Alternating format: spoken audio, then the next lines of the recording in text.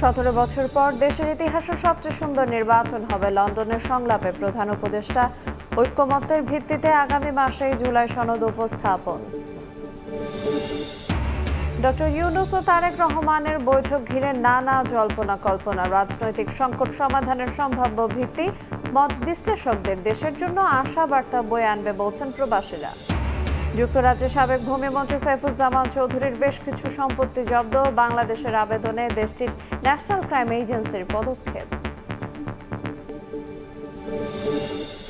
দেশে আবারও মাথাচাড়া দিচ্ছে করোনা। 24 ঘন্টা 107 জনের নমুনা পরীক্ষায় শনাক্ত 10। মহামারীর শঙ্কা নেই বলছেন স্বাস্থ্য বিশ্লেষক। প্রয়োজনীয় ব্যবস্থা নেয়ার তাগিদ। এবং নিজস্ব খরচে তৈরি ফাইবার নেটওয়ার্ক গুটিয়ে নিতে হচ্ছে মোবাইল অপারেটরদের। দিতে পারবে শুধু ভয়েস কল ও ইন্টারনেট সেবা। বিটিআরসির সিদ্ধান্তে আপত্তি মালিকদের।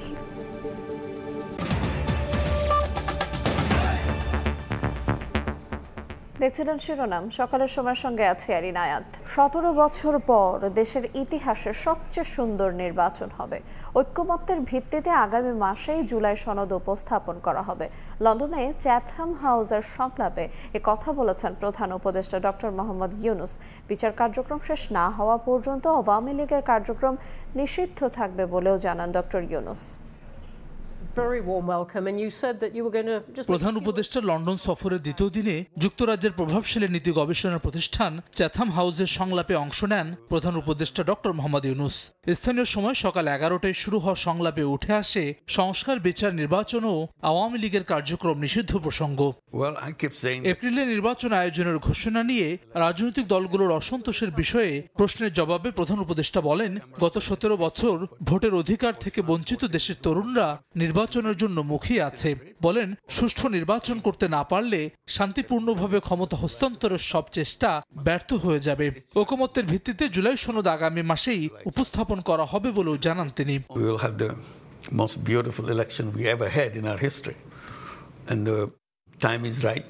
People are ready. After 17 years you are having first time a real election, so that excitement we want to use and create what we call a new Bangladesh. It's not just voting for routine voting for electing a new government. Ultimate aim is to get all those recommendations where all the parties agree, put it in a separate piece of paper. This is where all the parties agree, and then we celebrate all the parties signed that agreement. We call it July Charter, and we are waiting for July to come next month.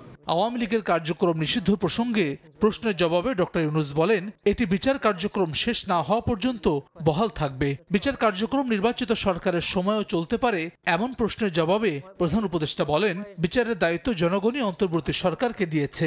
Safety of the country, safety of the politics of the country, the nation has decided that for the time being, the activities of Awami League will be suspended for the time being. That's all we have done.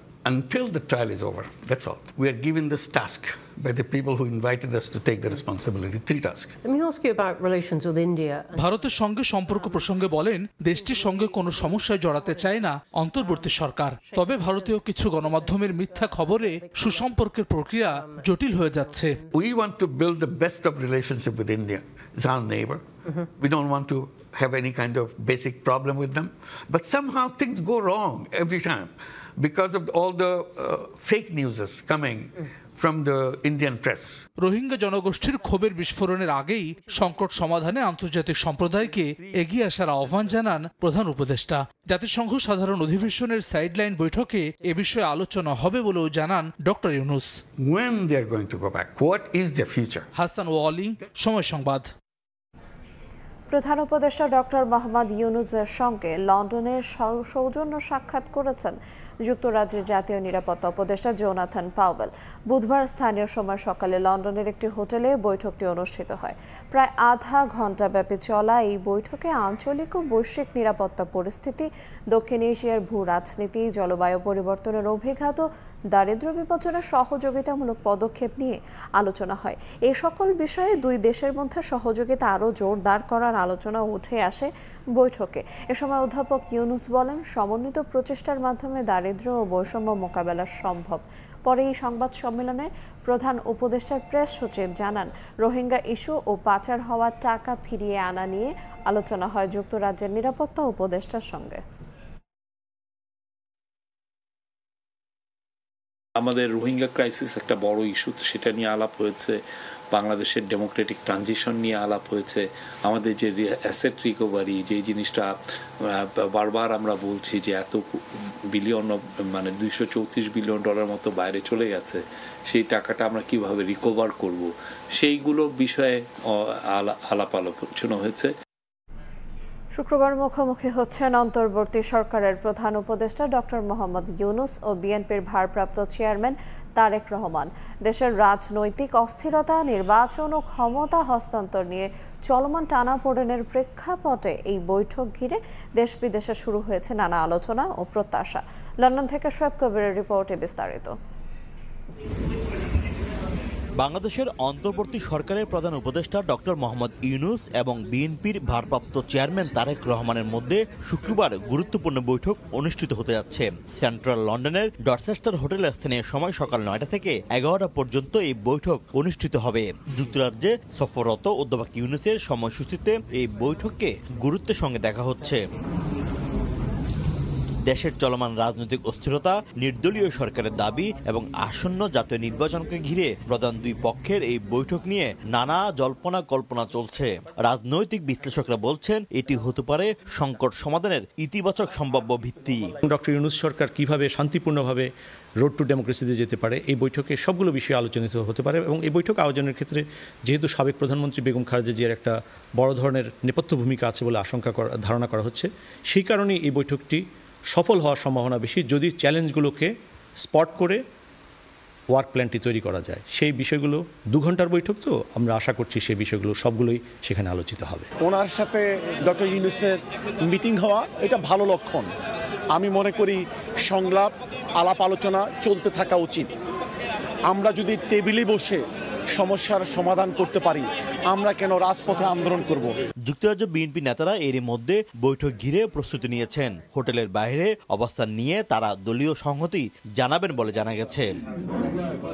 প্রবাসী বাংলাদেশিদের অনেকে মনে করছেন এই বৈঠক দেশের জন্য আশার বার্তা নিয়ে আসতে পারে। সবার নজর এখন লন্ডনে ডক্টর মোহাম্মদ ইউনূস ও তারেক রহমানের বহুল প্রতীক্ষিত 2 ঘন্টার বৈঠকের দিকে। রাজনৈতিক সংকট নিরসনের নতুন টার্নিং পয়েন্ট খুলে দিবে সমঝোতার নতুন দুয়ার, নাকি সংকট আরও ঘনীভূত হবে? শুক্রবারের এই বৈঠক ঘিরে এখন চলছে নানা জল্পনা কল্পনা। শোয়েব কবির, সময় সংবাদ, লন্ডন।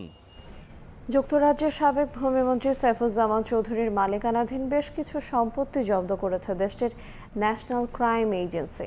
কাতার ভিত্তিক গণমাধ্যম আল জাজিরার প্রতিবেদন অনুযায়ী বাংলাদেশ কর্তৃপক্ষের আইনি অনুরোধের পরিপ্রেক্ষিতে এই পদক্ষেপ নিয়েছে যুক্তরাজ্য।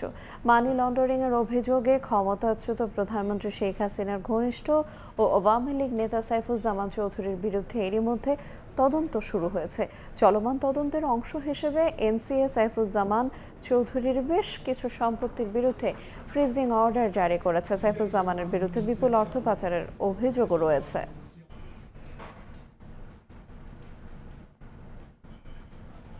স্বজনদের সঙ্গে ঈদ উদযাপন শেষে রাজধানীতে ফিরছেন কর্মজীবী মানুষ। এই মুহূর্তে সদরঘাট লঞ্চ টার্মিনালে আছেন রিপোর্টার শাহিন আলম, মানিকগঞ্জের পাটুরিয়া ঘাটে আছেন সহকর্মী মোহাম্মদ ইউসুফ আলী এবং যমুনা সেতুর পশ্চিম সংযোগ মহাসড়কের কড্ডার মোড় থেকে সরাসরি যুক্ত হচ্ছেন সহকর্মী রিঙ্কু কুণ্ডু। শুরুতেই যাচ্ছি শাহিনের কাছে। রাজধানীতে ফিরতে শুরু করেছে কর্মজীবী মানুষেরা। আমরা আছি সদরঘাট লঞ্চ টার্মিনালে। এখানে আমরা দেখেছি দক্ষিণাঞ্চল থেকে যে কটি লঞ্চ ছেড়ে এসেছে সকালে, সবকটি লঞ্চে কিন্তু যথাসময়ে এসে এই সদরঘাটে পৌঁছেছে এবং এখানকার যাত্রীদের সঙ্গে আমরা কথা বলেছি। তারা যেটি বলছে যে এবারের ঈদ ফেরতের এই যাত্রায় তারা কিন্তু অনেকটাই নির্বিঘ্নে তাদের এই যাত্রাটি হয়েছে। লঞ্চগুলোতে বাড়তি কোনো চাপ ছিল না, বাড়তি ভাড়া আদায়েরও তাদের কোনো অভিযোগ ছিল না। তারা যেটি বলছে যে এবারে ঈদ যাত্রা এবং ঈদ ফেরত যাত্রা দুটোই অনেকটা স্বস্তিতে তাদের হয়েছে, কারণ এই রুটে লঞ্চ চলাচলের পাশাপাশি পদ্মা সেতু হওয়ার পর থেকে মূলত আসলে যাত্রী অনেকটা ভাগ হয়ে গেছে। অনেকে বাসে করে খুব অল্প সময়ে বরিশাল কিংবা খুলনায় পৌঁছে যান এবং ওই সড়ক পথেও অনেকে আসলে রাজধানীতে ফিরে আসেন। এই জন্য কিন্তু বলা যায় যে এক ধরনের চাপ লঞ্চের উপরে কম। এছাড়া কিন্তু ঈদের ছুটি আরও 2 দিন বাকি আছে। আগামীকাল শুক্রবার এবং শনিবার এই 2 দিনে আরও চাপটি বাড়বে, কারণ রোববার থেকে যথারীতি বিভিন্ন অফিস আদালত খোলা হবে। কারণ সে কারণে বলা যাচ্ছে যে সামনের 2-1 দিনে ভিড় আরও বাড়ার সম্ভাবনা রয়েছে। তবে এখন পর্যন্ত যদি বলা যায় লঞ্চের এই ঈদ ফেরতের এই যাত্রা সেটি অনেকটাই স্বস্তিদায়ক। এখানকার যাত্রীরা বলছেন তারা আসলে নিরাপদে তারা এই গন্তব্যে এসে পৌঁছেছেন এবং শুরু যেইখান থেকে বরিশাল বা চাঁদপুর যে জায়গাটি থেকে এই লঞ্চগুলো ছেড়ে এসেছে সেখানে যেই সময় তাদের নির্ধারিত সময় কিন্তু তারা ওই জায়গা থেকে তারা ছেড়ে এসেছে এবং ছাড়ার পরে এই সদরঘাটেও কিন্তু যথাসময়ে এসে লঞ্চগুলো পৌঁছেছে বলে যাত্রীরা আমাদেরকে জানিয়েছে। তো ঈদ ফেরত যাত্রার আরও খবর জানতে আমরা চলে যাব মানিকগঞ্জে। সেখানে আছেন আমাদের সহকর্মী রিঙ্কু কুন্ডু।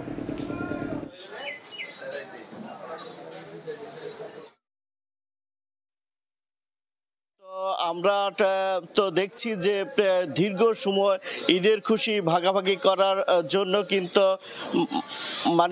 মানিকগঞ্জের যে পাটুরিয়া, দৌলতদিয়া, আরিচা, কাজিরহাট রোডেও কিন্তু মানুষে এখানে কর্মমুখী হচ্ছেন। সকাল থেকে দেখছি পাটুরিয়া, দৌলতদিয়া, আরিচা, কাজিরহাট রোডে যে মানুষগুলো ছুটছে কর্মস্থলে, ঘাট এলাকাতে নেই ভোগান্তি বা যানজট। তবে বেলা বাড়ার সাথে সাথে কর্মমুখীতে যাত্রীর সংখ্যা বাড়ছে। তবে যাত্রীর চোখে মুখে আনন্দের ছোঁয়া আমরা দেখছি।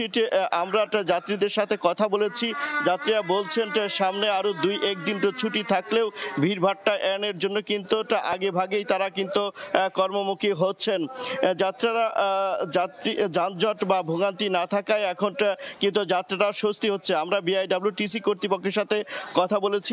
টিসি কর্তৃপক্ষ আমাদেরকে জানিয়েছে ঈদের আগের ঈদের পরেও পর্যাপ্ত ফেরি ও লঞ্চ রাখা হয়েছে, এই রুটে কোনো ভোগান্তি হবে না এমনটি তারা আশ্বস্ত করছে। আমরা পুলিশ প্রশাসনের সাথে কথা বলেছি, তারা বলছেন ঘাট এলাকাতে যে কোনো অনিয়ম রোধে জেলা এবং থানা পুলিশের সজাগ রয়েছে। যে কোনো অনিয়ম রোধে বিশেষ করে ঈদের পরে যানবাহন থেকে অতিরিক্ত ভাড়া রোধে জেলা প্রশাসন ও উপজেলা প্রশাসন কিন্তু ভ্রাম্যমাণ আদালত পরিচালনা করছেন। যাত্রীদের সাথে আমরা যে কথা বলেছি সেই ক্ষেত্রে আমরা দেখছি যে এখানে পাটুরিয়া, দৌলতদিয়া এবং আরিচা, কাজিরহাট রোডে মোট 33টি লঞ্চ, 22টি ফেরি এবং 61টি স্পিড বোট চলাচল করছে। এই মুহূর্তে সিরাজগঞ্জে রয়েছে যমুনা পশ্চিম প্রান্তের মহাসড়কে রয়েছে রিঙ্কু কুণ্ড। আমরা সরাসরি যুক্ত হব। ইন্টু, সেখানকার কি অবস্থা? প্রিয়জনের সাথে ঈদের ছুটি কাটিয়ে আবারও রাজধানীতে অর্থাৎ কর্মে ফিরছে মানুষ। আমরা ভোর থেকে আছি উত্তরবঙ্গের মহাসড়কের যে পশ্চিম সংযোগ মহাসড়কের যে প্রবেশদ্বারটি রয়েছে অর্থাৎ কর্দার মোড় এলাকা। আমরা দেখছি যে ভোর থেকে উত্তরবঙ্গের বিভিন্ন জেলা থেকে ছেড়ে আসা যানবাহনের চাপ কিন্তু আসলে বাড়ছে এবং বেলা বাড়ার সাথে সাথে আমরা দেখছি যে যানবাহনের চাপের এবং যাত্রীর চাপ কিন্তু বাড়ছে। সেই সাথে উত্তরবঙ্গের যে সকল জেলা থেকে যাত্রীবাহী বাসগুলো ছেড়ে আসছে সেগুলো কিন্তু এই কর্দার মোড় থেকেও আসলে যাত্রী ওঠানো হচ্ছে এবং প্রতিটি বাসে আমরা দেখেছি যে প্রতিটি বাসে কিন্তু যাত্রীতে ভরপুর ছিল এবং যাত্রীদের সাথে আমার কথা হয়েছে, তারা যেটি বলছে যে এবারের ঈদের ছুটি যেহেতু লম্বা একটা ছুটি, যে কারণে আরো 2-1 দিন ছুটি থাকলেও তারা মহাসড়কের যে যানজটের সমস্যা বা এই সকল সমস্যা এড়াতে আগেই তারা আসলে রাজধানীতে ফিরছে। এবং আমরা যেটি দেখেছি যে এবারের যে ঈদ যাত্রাটি ছিল যানজটের ভোগান্তি ছাড়া এবং এবং ঈদ শেষে যে মানুষ রাজধানীতে ফিরছে সেটিও কিন্তু আসলে আমরা দেখছি উত্তরবঙ্গের মহাসড়কের যে কোনো স্থানে কিন্তু আমরা আসলে যানজট লক্ষ্য করিনি। মানুষ কিন্তু আসলে অনেকটা স্বস্তি নেই আবারও রাজধানীতে ফিরতে পারছে। তো এই ছিল সিরাজগঞ্জ থেকে আমার কাছে ঈদ শেষে কর্মে ফেরা মানুষের সবশেষ খবর। কর্মজীবী মানুষ রাজধানীতে আবার ঈদ উদযাপন শেষে ফিরে আসছে, সেই সর্বশেষ জানতে আমরা সরাসরি যুক্ত ছিলাম সিরাজগঞ্জ, মানিকগঞ্জ এবং ঢাকার লঞ্চ টার্মিনাল থেকে। দেশে বুধবার বিকেল 5টা পর্যন্ত 24 ঘন্টায় 107 জনের নমুনা পরীক্ষায় করোনা ভাইরাস শনাক্ত হয়েছে 10 জনের শরীরে। এই নিয়ে চলতি মাসে শনাক্তের সংখ্যা দাঁড়ালো 64 জনে। করোনার নতুন ধরনের সংক্রমণের হার বেশি হলেও বিশেষজ্ঞরা বলছেন এখনই পরিস্থিতি মহামারীতে রূপ নেওয়ার কোনো শঙ্কা নেই। মনির হোসাইনের রিপোর্ট।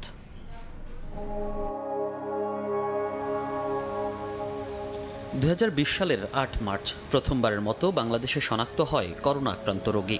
এর 10 দিন পরই ঘটে প্রথম মৃত্যুর ঘটনা।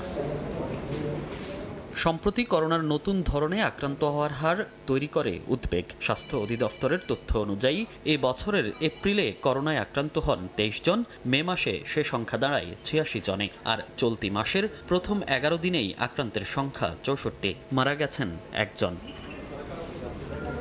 বিশেষজ্ঞরা বলছেন সংক্রমণ হার বেশি হলেও পরিস্থিতি মহামারীতে রূপ নেয়ার শঙ্কা নেই। তবে সংক্রমণ ঠেকাতে সরকারকে এখনই প্রয়োজনীয় ব্যবস্থা নিতে হবে। মাঝে মাঝে কিন্তু কোভিডের এরকম নতুন উপধরন আসলে এটা বাড়ে কাজে, এবং এটা এখন আমরা বলা যাবে না যে কোনো মৌসুমি বৈশিষ্ট্য আছে। মহামারী আকারে যাওয়ার আমরা কোনো আশঙ্কা দেখছি না এখনো পর্যন্ত। তবে অবশ্যই আমাদের সতর্ক থাকতে হবে। যত সংক্রমণকে আমরা নিয়ন্ত্রণ করতে পারবো, এই ভাইরাসটার পরিবর্তন করার ক্ষমতাটা ততটা কমে যাবে। করোনা পরীক্ষার পাশাপাশি নিয়মিত ভ্যাকসিন কার্যক্রম চালু রাখারও পরামর্শ এই বিশেষজ্ঞের। এখন যেহেতু সংক্রমণটা বাড়ছে এবং মানুষ সতর্ক হচ্ছে, কাজে পরীক্ষা করার যে সুযোগগুলো সেগুলো আবার নতুন করে চালু করা দরকার। কিট অলরেডি আমরা সংগ্রহ করেছি এবং আপনারা জানেন যেখানে আরটিপিসিআর হয় বিভিন্ন জায়গায়, সেখানে এখনও কিট আছে। কিছু কিছু জায়গায় এগুলো অ্যাকচুয়ালি মেয়াদ উত্তীর্ণ হয়েছে। মন্ত্রণালয়ের মাধ্যমে বিভিন্ন আমাদের বন্ধু দেশের সাথে আমরা যোগাযোগ করছি। আমরা আশা করছি কিটের কোনো সমস্যা হবে না ইনশাআল্লাহ। করোনার সংক্রমণ প্রতিরোধে জনসমাগম এড়িয়ে চলা, মাস্ক পরিধান সহ 11 দফা নির্দেশনাও দিয়েছে স্বাস্থ্য অধিদপ্তর। মনির হোসাইন, সময় সংবাদ, ঢাকা। গেল 24 ঘন্টায় সারা দেশে ডেঙ্গু রোগী শনাক্ত হয়েছেন 288 জন, যার মধ্যে বরিশাল বিভাগে 261 জন রোগী। এর মধ্যে 202 জনই বরগুনা জেলার। স্বাস্থ্য অধিদপ্তরের তথ্য মতে গতকাল মঙ্গলবার সকাল থেকে বুধবার সকাল 8টা পর্যন্ত এসব রোগী দেশের বিভিন্ন হাসপাতালে ভর্তি হয়েছেন। তবে এখন পর্যন্ত কোনো মৃত্যুর খবর পাওয়া যায়নি। আগের 24 ঘন্টায় দেশে ডেঙ্গুতে আক্রান্ত হয়েছিলেন 38 জন। এই পর্যন্ত দেশে মোট রোগীর সংখ্যা হয়েছে 5303 জন। নিজস্ব খরচে তৈরি করা ফাইবার নেটওয়ার্ক এবার গুটিয়ে নিতে হচ্ছে মোবাইল অপারেটরদের। চাইলেই কিনতে পারবে ফাইবার সেবা দাতা প্রতিষ্ঠান। বিটিআরসি বলছে ইন্টারনেট সেবার মান বাড়াতে নেটওয়ার্ক পর্যবেক্ষণকারী যন্ত্র আমদানিতে মোবাইল অপারেটরদের উপর থাকা নিষেধাজ্ঞা তুলে নেওয়া হয়েছে। শুভ খানের রিপোর্ট। নিরবচ্ছিন্ন সেবা নিশ্চিতে দেশজুড়ে বাংলাদেশ কম্পিউটার কাউন্সিল এবং 6 এনটিটিএন অপারেটর মিলে 1,84,417 কিলোমিটার ফাইবার নেটওয়ার্ক রয়েছে।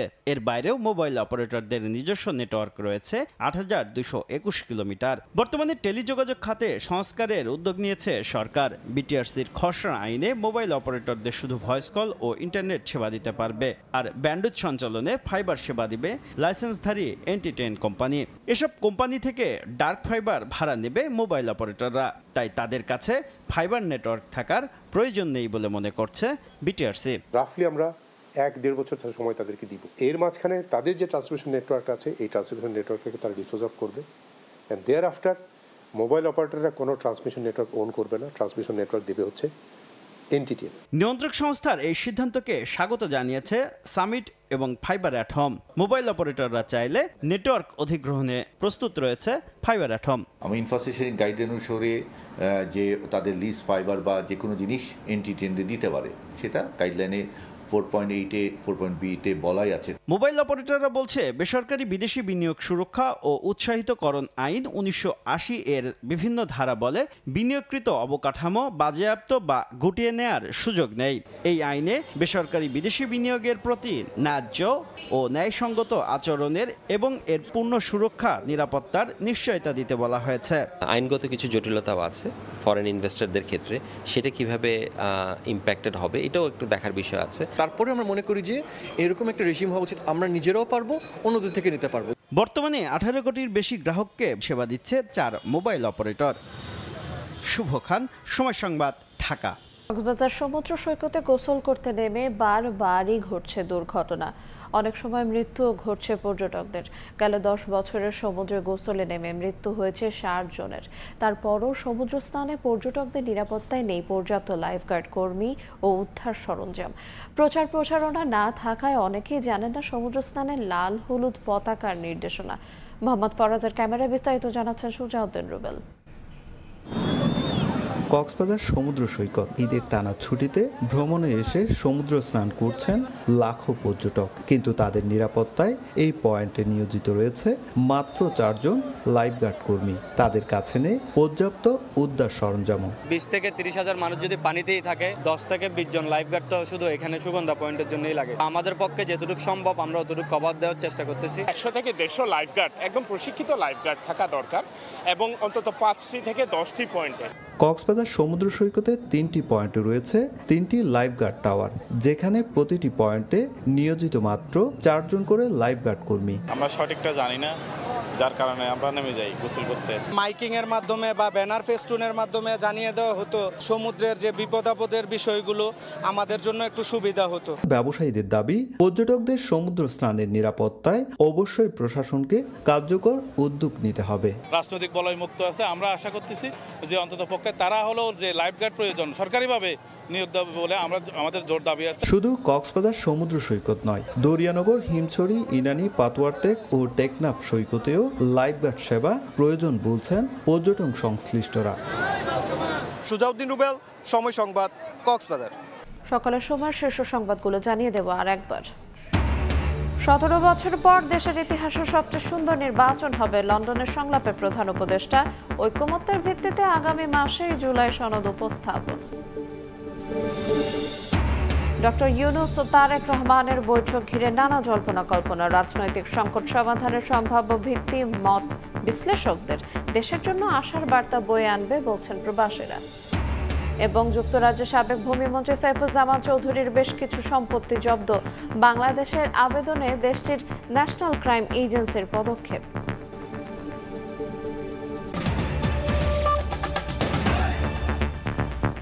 এই ছিল সকালের সময়। সঙ্গে থাকুন সময়ের।